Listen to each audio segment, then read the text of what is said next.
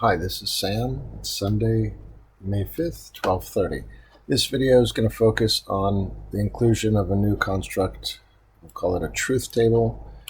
And the goal of this is to establish whether or not we're instituting relation. So for instance, the initial approach, the initial action is going to be to identify. So if we looked up identifying on any given focus, we should expect to see if there's a path to that focus.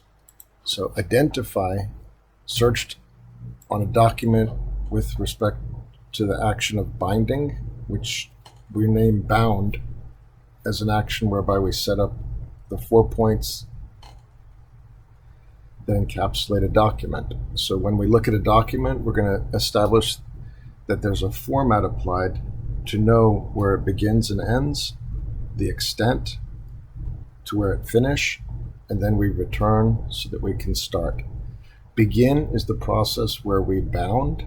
Start is the process where we have established limits. There's a distinction between the terms, and I found most people don't look closely at these distinctions, and that's where issues arise as to what to do. When people ask what to do, it's not often that they're asking the actions to take, but they're revealing they do not know terminology. When a person knows what given constructs imply, and by the constructs I'm talking about symbols, words, names, and types. Each of these ascribe a particular focus. So with regard to bound, we bound and we're going to apply a symbol. We'll use the runic symbol of Fehu. Because as I see it, it has the verticality that we use as the pipe symbol to indicate standing. Virtually, if a person doesn't stand by creating an object that represents that recognition that they have to stand and have an entity we can point, relate, link as an objectivation of their presence. So I'm here and there's my event. The event represents that I stand. But if I don't relate and link and extend past the I that I am to recognize the me and then the you, they're essentially stuck at the ego level, so that they're only operating as an I, and that's the I that doesn't see. In the linguistically, it's clear. The EYE represents the I that has potential to see, but first it has to look, and then it has to establish a focus, and therein is revealed the objective. So the object needs to be established. So objectivation is establishing presence, whereas objectification is revelation of an ideal. Either way, the object that I have is not truly what I have, but it's what I seek. So that what I seek, when I have it, I no longer seek because I've already achieved. So what I'm trying to do is correlate those steps so that we can recognize when a person has awareness. They're going to indicate by color. The light yellow will indicate awareness, the goal being to objectivate and then establish a base. And it's a 6-step process, and we codify it as asking questions. A quest that I am on, a journey to know. The Q represents that symbolically as an object that's packaged, represented as a circle, but in actuality a sphere, and the path to go within the sphere in order to know. And I suspect that's what Q star represents: recognition of the objectivation, acknowledgement of without and within, and once that's established, it's recognized as a point that seeks to unite and relate to other points outside of itself, the star, which would be the asterisk.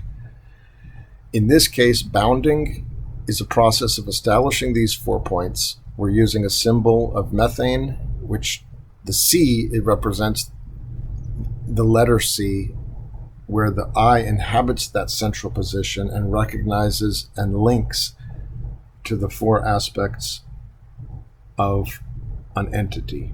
the word, the name, the type, and the symbol.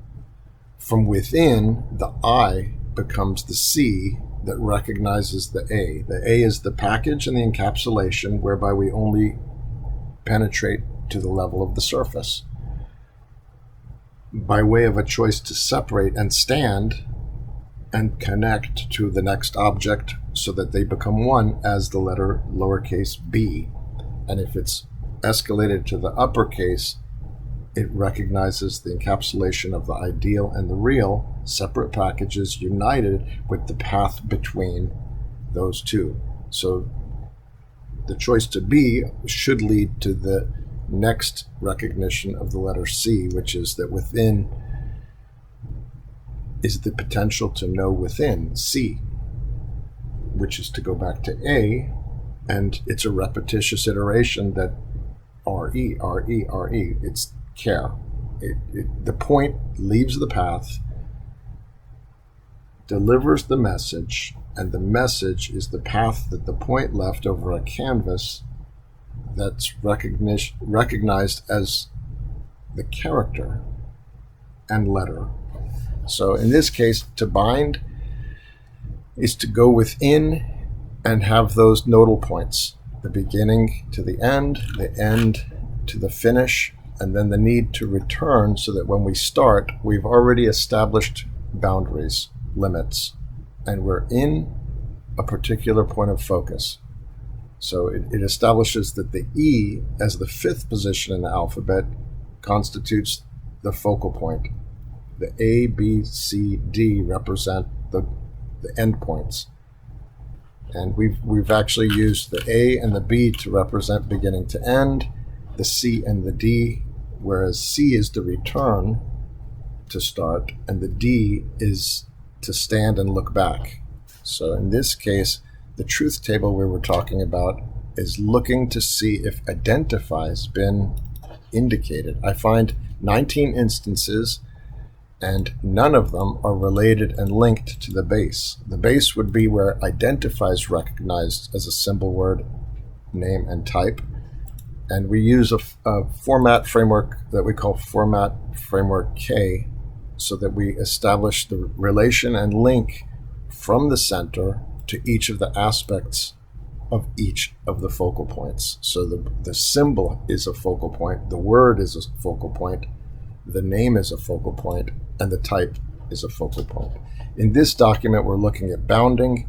We establish the boundary, we start, and from with that point of starting, we establish the correlation so that we don't want to repeat any of the established points. If we're going to identify, it's going to link and relate so that by one click we can go to either the name, the word, the type, or the symbol of identify. In this particular document, the truth table shows that actually nobody has linked and related outside of the document. So they're willing to see the word, apply it, and yet not establish a link and a relation. So it almost reveals that they are stuck at the letter linguistically of I. Seems to be what is manifesting as a blindness, a willful blindness to stay at the level of the I. And they cannot see that if we relate and link, if we typecast, if we group, once it's done, if it's complete, it's done. If it's not done, it'll lead to a never-ending appearance of effort that is pointless. There's no point because they never return, they never review, they never reconcile. So the point here would be to establish the link by applying the questions. When becomes first. So in this case, it's going to be that at this point in time, I established that there is no link, so that anybody who's provided any effort with respect to identify, which should have been at every single level, at any point we encounter something, we're tasked with identification. General what? What am I looking at? And if we don't relate and link to that workflow, then that would explain why there's no progress. We're going to identify progress symbolically as nothing to something. So we go from a symbolic nothing will just be a gray box. It'll include other aspects like the name, the word, or the type, space, any of these aspects that we use to divide and define a particular focus. Nothing, and then we use a point to indicate that focal point. And then with that point, we want to relate and link so that the hyperlink takes us to whatever we're focused upon. And identify is our goal here, so that we go from the word to the name to the type one time, and then when we relate and link, the alteration will reveal a characteristic and a context, so that the character will be altered depending on the contextual framework where you apply the term in order to achieve whatever the objective is. Thank you.